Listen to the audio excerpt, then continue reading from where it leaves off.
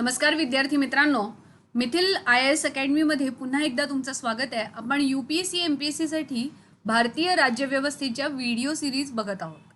आतापर्यंत आपण constitutional provisions जे आहेत म्हणजे घटनात्मक तरतुदी ज्या आहेत याबद्दल चर्चा करत होतो. आज आपण संसदीय व्यवस्थेला सुरुवात करणार आहोत. सो सगळ्यात पहिले पाहूया की भारताची जी संसदीय व्यवस्था आहे याला अडॉप्ट करण्यासाठी किंवा भारतीय शासन पद्धती जी आहे याला अडॉप्ट करण्यामागे कारण काय होते याबद्दलची आज आपण या सेशनमध्ये चर्चा करणार आहोत.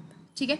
आता असं लक्षात घ्या की भारतीय शासन पद्धती ही येण्या अगोदर भारतात ब्रिटिशांचं राज्य होतं आणि ऑलमोस्ट 200 वर्ष आपण जेव्हा ब्रिटिश शासनाच्या अधिपत्याखाली राहिलो तेव्हा आपण बघितलं की 1861च्या भारत शासन अधिनियम पासून ते 1935च्या कायद्यापर्यंत ज्या ज्या तरतुदी घडत गेल्या किंवा जे जे बदलाव होत गेले भारतीयांनी त्याला अडॉप्ट केलं किंवा अंगीकृत केलेलं आपल्याला आढळतं.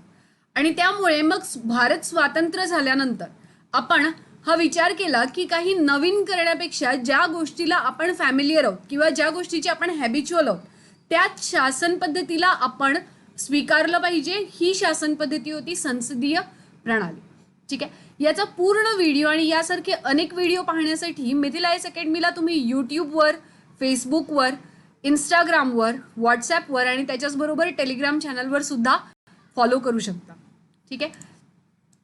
आता हे लक्षात घ्या की जी आपली सिस्टम आहे किंवा जी आपली भारतीय शासन पद्धती आहे याला आपण केंद्रात आणि राज्यात वाटून घेतलेलं आहे किंवा आपण संघराज्यीय पद्धत, अर्धसंघराज्यीय पद्धतीमध्ये राहतोय, क्वाझी फेडरल सिस्टम. आता इथे जेव्हा आपण क्वाझी फेडरल म्हटलं तिथे लगेचच एक पॉइंट नोट करून घ्या की क्वाझी फेडरल हा शब्द भारताच्या घटनेत कुठेही उल्लेखलेला नाही, कुठेही याबद्दल चर्चा झालेली नाही.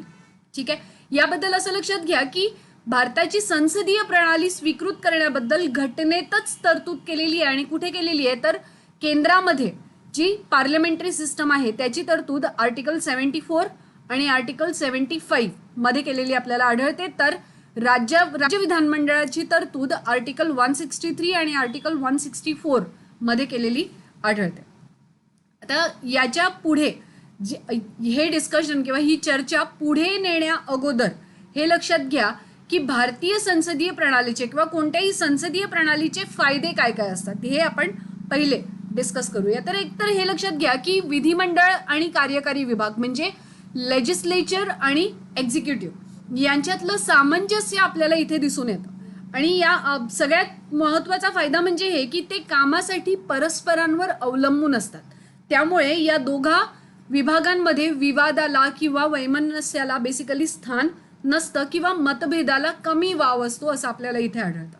याच्याच बरोबर बघू शकतो आपण उत्तरदायी सरकार, रिस्पॉन्सिबल गव्हर्नमेंट. आता रिस्पॉन्सिबल गव्हर्नमेंटचा काय अर्थ आहे? याचा अर्थ असा आहे की बघा आपण राज्यघटनेच्या प्रस्तावनेत याबद्दल डिस्कशन केलं की कशा प्रकारे आपली जी राज्यघटना आहे किंवा आपल्या राज्यघटनेची जी तरतूद आहे याचं मुख्य उद्देश आहे कल्याणकारी राज्यव्यवस्था स्थापन करणं. बरोबर आहे. तशाच प्रकारे आपण बघितलं की न्याय. आता न्याय कशा प्रकारचा? आर्थिक, राजनीतिक आणि सामाजिक न्याय प्रस्थापित करणं हे आपल्या राज्यव्यवस्थेचा महत्त्वाचा घटक आहे.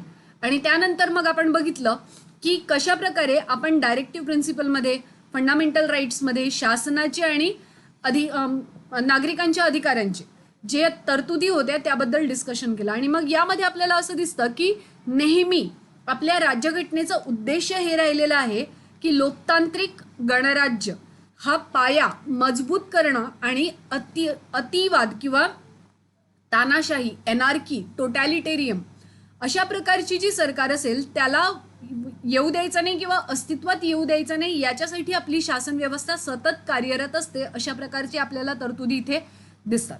यानंतर मग जुलुमशाहीवर नियंत्रण. आता जुलुमशाहीवर नियंत्रण आपण कशा प्रकारे करतो तर आपल्याकडे एक साधन, महत्त्वाचं साधन याच्यासाठी दिलेलं आहे आणि ते कुठलं आहे?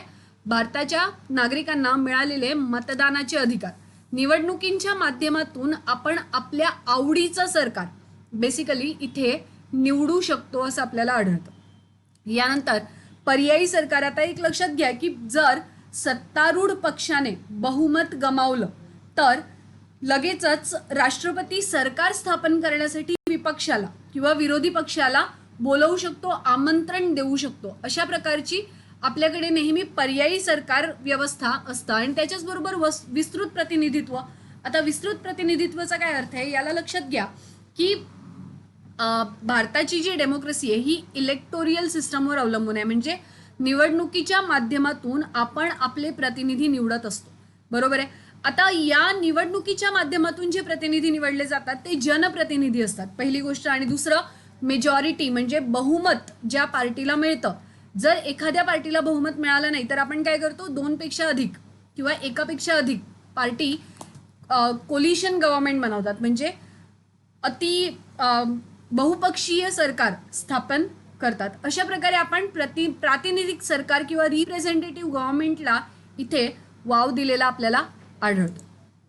संसदीय सरकारची वैशिष्ट्य काय आहेत हे पाहण्या अगोदर हे लक्षात घ्या की भारताला अजून काय ऑप्शन होता की आपण कशा प्रकारची सरकार स्थापित करू शकत होतो. तर आपण अध्यक्षीय सरकार सुद्धा स्थापन करू शकत होतो. कारण जर डेमोक्रेटिक कंट्रीबद्दल बोललं तर बघा, डेमोक्रेटिक कंट्रीमध्ये 2 प्रकारची सरकार आपल्याला मिळते, एक अध्यक्षीय, दुसरी संसदीय. ठीक आहे. आता अध्यक्षीय सरकार जर असली असती तर काय काय झालं असतं बघा. अध्यक्षीय सरकारचं एक एक्झाम्पल घेऊया अमेरिकेचं.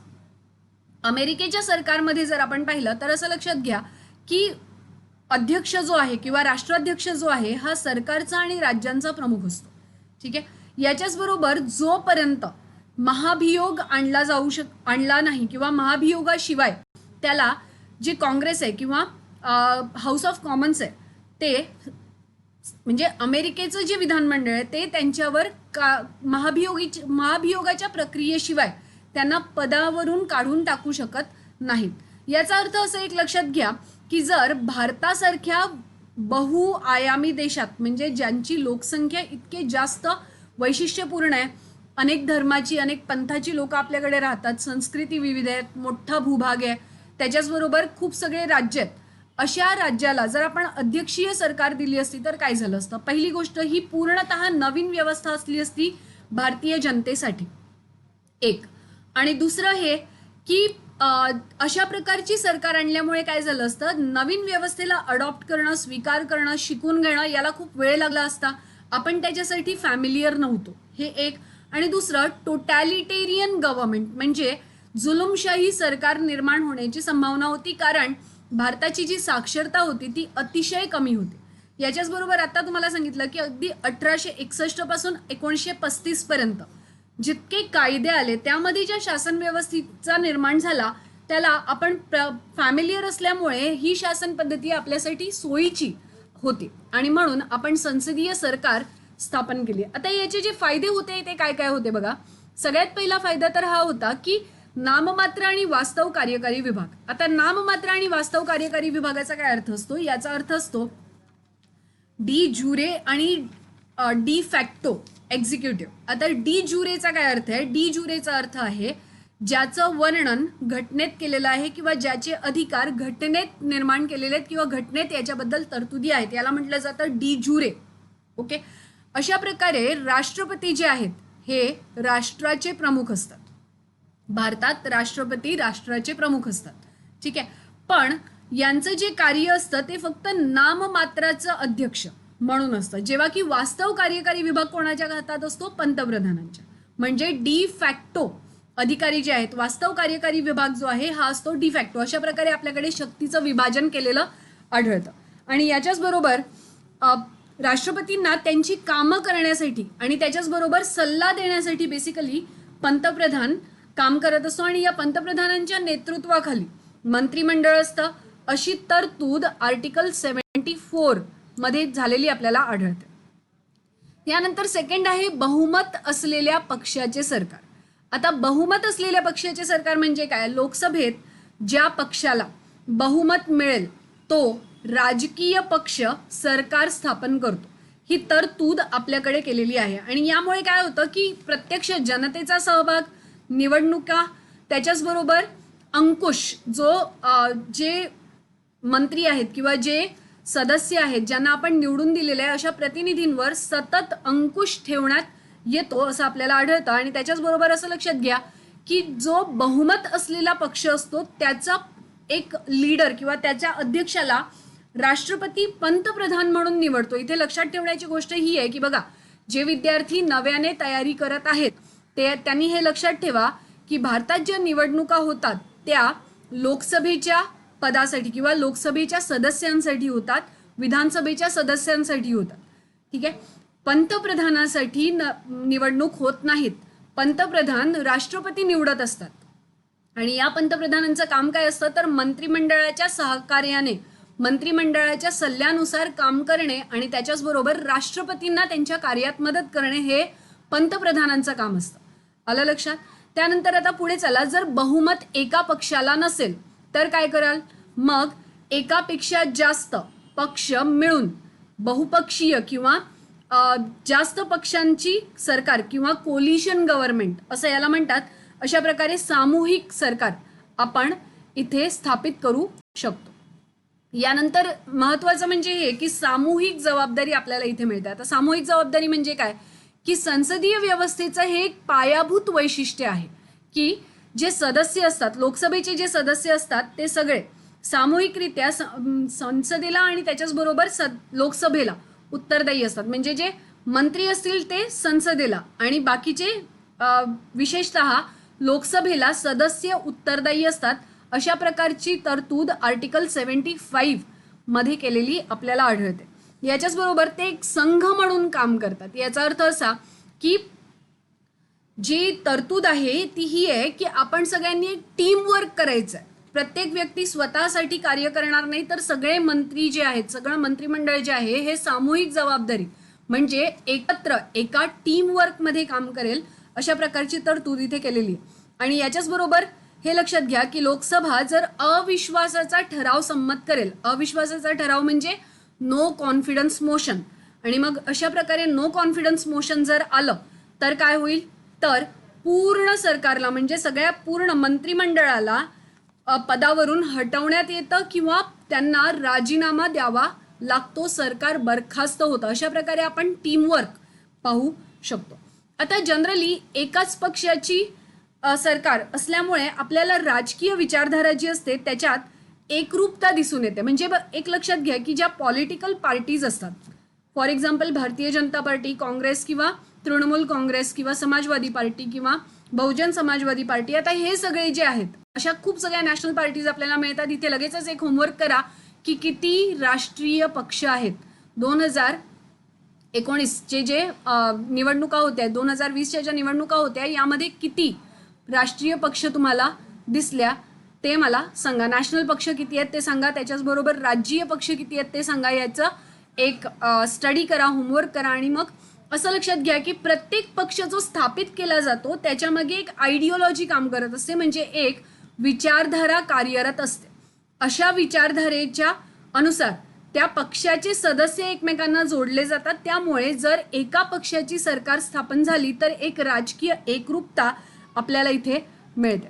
याच्यानंतर मग आपण बघतो की जे मंत्री असतात ते बेसिकली विधिमंडळाचे आणि कार्यकारी विभागाचे असे दोहोंचे सदस्य असतात. म्हणजे ते विधिमंडळाचे लेजिस्लेचरचे सदस्य तर असतातच, याच्याच बरोबर कार्यमंडळाचे म्हणजे काय एक्झिक्युटिव्ह, कार्यकारी विभागाचे देखील सदस्य असतात. आणि म्हणजे संसद सदस्य असल्याशिवाय व्यक्ती मंत्री बनू शकत नाही असं आपल्या घटनेत तरतूद केलेली आहे. आणि त्याच्याचबरोबर जो मंत्री सलग 6 महिने संसद सदस्य नसेल त्याला मंत्रिपदावर राहता येणार नाही अशी तरतूद आपल्या घटनेत केलेली आपल्याला आढळते. ठीक आहे. सो इथे हा पॉइंट जो आहे हा अतिशय महत्त्वाचा आहे, जो तुमच्या एक्झामच्या दृष्टीने महत्त्वाचा आहे. याच्याचबरोबर पंतप्रधानांचे जे नेतृत्व आहे त्याच्या खाली बेसिकली सगळे काम करत असतात. म्हणजे मंत्रिमंडळाचा जो अध्यक्ष असतो किंवा मंत्रिमंडळाचं जे नेतृत्व करण्याचं काम असतं ते पंतप्रधान करत असतात. तो संसदेचा प्रमुख असतो, तसंच सत्तारूढ पक्षाचा देखील प्रमुख असतो. आणि या सगळ्या पदांमुळे सरकारच्या कामकाजामध्ये त्याची महत्त्वाची भूमिका असलेली आपल्याला आढळते. यानंतर हे लक्षात घ्या की जे गुप्तता, आता गुप्तता म्हणजे काय, जे मंत्री शपथ घेतात, त्यांच्या पदाची शपथ घेतात तेव्हा ते मंत्र्यांचं कामकाज गुप्तपणे करण्याचं किंवा नॅशनल सिक्युरिटीसाठी जी इन्फॉर्मेशन इम्पॉर्टंट असेल त्यांच्यावर ती गुप्तता पाळण्याबद्दल ते बेसिकली शपथ घेत असतात. त्यामुळे इथे हे एक महत्वाची तरतूद आपल्याला आढळते. यानंतर जर आपण पुढे गेलं तर असं लक्षात घ्या की असं जरी असलं तरी आफ्टर इंडिपेंडन्स एक बेसिक क्वेश्चन होता की कोणत्या प्रकारचं गव्हर्नन्स आपल्याला आणायचं आहे. आता कोणत्या प्रकारचं गव्हर्नन्स आणायचं म्हणजे आपल्याकडे ऑप्शन किती होते ते बघा.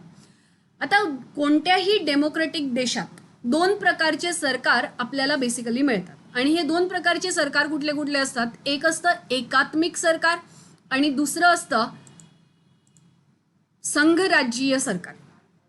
एकात्मिक सरकार जे आहे ते कसं आहे तर एकात्मिक सरकार ते असतं ज्यांच्याकडे सर्व अधिकार केंद्राकडे एकवटलेले असतात. एक्झाम्पल बघितलं तर फ्रान्स, जपान आणि चीन. ठीक आहे, याला युनिटरी गव्हर्नमेंट म्हणतात आणि power lies to centre. Okay, so जर सगळे अधिकार आपण केंद्राकडे एकवटलेले असले किंवा सगळे अधिकार जर आपण केंद्राला दिले तर काय होईल तर जी एक विविधता आहे किंवा जी एक एकीकरण आहे, एकता बेसिकली एकात्मता इंटिग्रिटी जी आहे ती भंग होण्याचा संभावना असते. आणि त्यामुळे काय होतं की जर सगळे अधिकार फक्त केंद्राकडे असतील तर कदाचित जे राज्य होते त्यांच्याबरोबर आपण अन्याय केला असता. कारण तुम्हाला आठवत असेल की जेव्हा भारत स्वतंत्र होत होता तेव्हा 500 पेक्षा जास्त राज्य अस्तित्वात होती, प्रांत अस्तित्वात होते. आणि मग अशा प्रांतिक गव्हर्नमेंटना किंवा त्यांना सुद्धा स्वायत्तता असावी म्हणून आपण काय केलं, आपण संघराज्यीय सरकार निर्माण केली. आणि संघराज्यीय सरकार म्हणजे काय तर केंद्र आणि राज्यांकडे अधिकारांची विभागणी आपण करून दिली. याचं उदाहरण म्हणून आपण बघू शकतो भारत आणि USA. आणि अशा प्रकारे फेडरल डिव्हिजन जे आहे ही आपण केलेली आहे. पण आता इथे लक्षात हे घ्या की आपल्याकडे एक्झॅक्ट एकात्मिक सरकार नाही जिथे केंद्राकडे सगळे अधिकार एकवटलेले आहेत असंही नाहीये आणि सगळे अधिकार आपण राज्यांकडे देखील ट्रान्सफर केलेले नाही आहेत, हस्तांतरित केलेले नाही आहेत. तर या दोघांचंही एक मिळतं जुळतं स्वरूप म्हणजे क्वाझी फेडरलिझम, अर्धसंघराज्यीय सरकार आपल्याला भारतात आढळतं. ऑल्दो याचा कुठेही उल्लेख केलेला नाहीये. क्वाझीचा अर्थ असतो हाफ. ठीक आहे, हाफ म्हणजे 1 and 1/2. ठीक आहे, आणि या प्रकारची सरकार आपल्याला आढळते. याचा राज्यघटनेत कोणत्याही ठिकाणी उल्लेख झालेला आढळत नाही. पण एक लक्षात ठेवा की राज्यघटनेत जरी उल्लेख झाला नसला तरीही आर्टिकल 1 जे आहे ते म्हणतं की India that is Bharat is union of state म्हणजे राज्यांचा संघ आहे भारत असं म्हटलेलं आपल्याला आढळतं. ठीक आहे, यानंतर जर पुढे पाहिलं तर आता हे जे केंद्र राज्य संबंध आहेत किंवा अशा प्रकारचे जे क्वाझी फेडरल गव्हर्नमेंट आहे या क्वाझी फेडरल गव्हर्नमेंटला आपण काही तरतुदींमध्ये किंवा काही अधिकारांमध्ये यांच्या विभागणी केलेली आपल्याला आढळते. आणि अशा प्रकारची विभागणी बेसिकली 3 पार्टमध्ये केलेली आहे. एक अधिकार जे आहेत हे आहेत कायदे विषयक अधिकार किंवा लेजिस्लेटिव्ह अधिकार जे आर्टिकल 245 पासून 255 पर्यंत आपल्याला आढळतात. दुसरे आहेत प्रशासनिक अधिकार म्हणजे 256 to 263 मध्ये यांच्याबद्दल चर्चा केलेली आहे. आणि तिसरे आहेत आर्थिक अधिकार जे 245 to 255 मध्ये आपल्याला आढळतात. आता हे लक्षात घ्या की अशा प्रकारे हे जे 3 अधिकार आहेत याच्यावर आपले केंद्र आणि राज्य यांचे संबंध ठरलेले असतात. ठीक आहे, आता या केंद्र राज्य संबंधांना समजण्यासाठी पहिले तर हे लक्षात घ्या की कायदेविषयक जे अधिकार आहेत ज्याबद्दलची चर्चा 245 ते 255 अनुच्छेदमध्ये केलेली आहे. यामध्ये आपण पाहतो की 7वं परिशिष्ट जे आहे हे वैधानिक संबंध जे आहेत हे क्षेत्रीय कार्यक्षेत्र आणि विषयांच्या कार्यक्षेत्र म्हणजे काय टेरिटोरियल ज्युरिस्डिक्शन आणि सब्जेक्ट ज्युरिस्डिक्शन. ठीक आहे, अशा प्रकारे यांचं वर्णन केलेलं आहे किंवा यांचं विभागणी केलेली आहे. आणि ही विभागणी जी आहे ही 7व्या परिशिष्टात आपल्याला दिसते. ठीक आहे, आणि मग हे जे कायदेविषयक अधिकार आहेत यामध्ये ही तरतूद केली गेलेली आहे की राज्यसूचींच्या विषयांवर, केंद्र सूचींच्या विषयांवर आणि दोन्ही विषयांसाठी महत्त्वाचे म्हणजे आता बघा राज्यसूचीचे विषय कुठले असतील जे स्थानिक महत्त्वाचे असतील ते राज्यसूचीचे विषय. ठीक आहे, केंद्र सूचीचे विषय कुठले असतील जे राष्ट्रीय महत्त्वाचे असतील. फॉर एक्झाम्पल अणुऊर्जा, रक्षा है ना, याच्याच बरोबर रसायनं, रेल्वे हे जे आहेत हे कोणते विषय आहेत हे केंद्र सूचीचे विषय आहेत. बरोबर आहे. आणि राज्यसूचीचे विषय कुठले आहेत? राज्यसूचीचे विषय जसं स्थानिक प्रशासन, बरोबर आहे, पोलीस, हे जे आहे हे राज्यसूचीचे विषय आहेत. अशा प्रकारे या दोघांना डिवाइड केलेलं आहे. पण एखादा विषय असा असेल जो दोघांच्याही महत्वाचा असेल तर त्याच्यासाठी आपण तिसरी सूची केलेली आहे, ती आहे समवर्ती सूची. ठीक आहे. अशाच प्रकारे प्रशासनिक अधिकार आर्टिकल 256 टू 263 आणि आर्थिक अधिकार आर्टिकल 245 टू 255 मध्ये केलेले आपल्याला आढळतात. हे आपले राज्य केंद्र राज्य संबंध जेव्हा आपण डिटेलमध्ये पाहू तेव्हा आपण पाहणारच आहोत. आज आपण फक्त तोंड ओळख करून घेत आहोत आपल्या शासन पद्धतीचे. ठीक आहे. आता इथे जे वैधानिक संबंध आहेत त्यांचं वर्णन आपण बघितलं की 7व्या परिशिष्टात केलेले आहे. यामध्ये विषय सूची दिलेले आहेत आणि या विषय सूची कुठल्या कुठल्या आहेत? पहिली आहे केंद्र सूची. केंद्र सूची म्हणजे काय? असे विषय ज्यावर केंद्र कायदे करू शकतं. ठीक आहे. असे 100 विषय आहेत, 100. ठीक आहे. दुसरा विषय आहे राज्यसूची, रादर समवर्ती सूची. समवर्ती सूचीमध्ये काय आहे? 52 विषय आहेत आणि या 52 विषयावर केंद्र आणि राज्य हे दोघेही कायदे करू शकतात किंवा विधान बनवू शकतात. आणि तिसरा विषय आहे राज्यसूचीचा. या राज्यसूचीमध्ये आपण बघितलं 61 विषय आहेत. ठीक आहे. आता या 61 विषयांवर राज्य कार्य करू शकतात. आता एक महत्त्वाचा मुद्दा हा आहे जो तुमच्या मनात यायला पाहिजे की जर समवर्ती सूचीचा विषय असेल आणि या समवर्ती सूचीमध्ये केंद्र आणि राज्य या दोघांनीही जर कायदा बनवला असेल तर कोणाचा कायदा वैध मानला जाईल? तर याच्यासाठी जो एक आर्टिकल आहे आर्टिकल 246 यामध्ये तरतूद अशी केलेली आहे की जर एखादा विषय ज्यामध्ये केंद्र आणि राज्य दोघांनीही कायदे बनवले असतील तर केंद्राने बनवलेला म्हणजे केंद्रीय संसदेने बनवलेला जो कायदा आहे तो व्हॅलिड ठरवण्यात येईल, जेव्हा की राज्याने बनवलेला जो कायदा आहे त्याला वॉइड म्हणजे कायदेबाह्य ठरवण्यात येईल. ठीक आहे. अशा प्रकारे आपली जी सूची आहे यामध्ये आपण अशा प्रकारची विभागणी इथे पाहतो. ठीक आहे. ही जी होते आजचं सेशन जे आहे हे आपण काय केलं, ही फक्त एक तोंड ओळख करून घेतली की कशा प्रकारे आपल्या भारताची शासन व्यवस्था कार्यरत आहे. ठीक आहे. आणि याच्यानंतर मग जर आपण बघितलं तर ही जी शासन व्यवस्था आहे यामध्ये केंद्र राज्य जे संबंध आहेत या केंद्र राज्य संबंधांमध्ये आपण पाहतो की आर्थिक, प्रशासनिक आणि कायदेविषयक ज्या तरतुदी आहेत यामध्ये मग पुढे तुम्हाला असं पाहायला मिळेल की जेव्हा केंद्राबद्दल तुम्ही चर्चा कराल तेव्हा लोकसभा, राज्यसभा आणि राष्ट्रपती या तिघांनी मिळून एक संसद बनलेली असते. याच्याच बरोबर जर पुढे गेलात तर विधानसभा, विधान परिषद आणि मुख्यमंत्री अशा प्रकारे किंवा राज्यपाल यांना मिळून आपलं विधिमंडळ बनलेलं असतं. आणि मग राज्यांची विभागणी कशा प्रकारे केलेली आहे, राज्यांमध्ये आणि केंद्रामध्ये कशा प्रकारे शक्तीचं हस्तांतरण केलेलं आहे या सगळ्याबद्दल आपण पुढच्या सेशनमध्ये चर्चा करणार आहोत. ठीक आहे. सो ही होती एक फक्त तोंड ओळख आणि त्याच्याचबरोबर मिथिला आय एस अकॅडमीचे सगळे व्हिडिओ पाहत राहा, त्याच्याचबरोबर कनेक्टेड राहा. व्हिडिओ दर 2 दिवसांनी 3 दिवसांनी येईल. लॉकडाऊन आता संपायला लागलेलं आहे तरीही आपण हे व्हिडिओ इथे कंटिन्यू ठेवणार आहोत आणि त्याच्याचबरोबर घरी बसून सुद्धा विद्यार्थ्यांनी तयारी करत राहा. हे एक महत्त्वाची सूचना इथे मी तुम्हाला देत आहे. ठीक आहे. पुढच्या सेशनमध्ये आपण पाहणार आहोत केंद्र राज्य संबंध आणि त्याच्याचबरोबर काही महत्त्वाचे विषय आहेत ज्यावर डिस्कशन महत्त्वाचं आहे. ते विषय देखील आपण इथे हाताळणार आहोत. So thank you so much for connecting to Mithila IAS Academy and stay connected, stay safe. Thank you.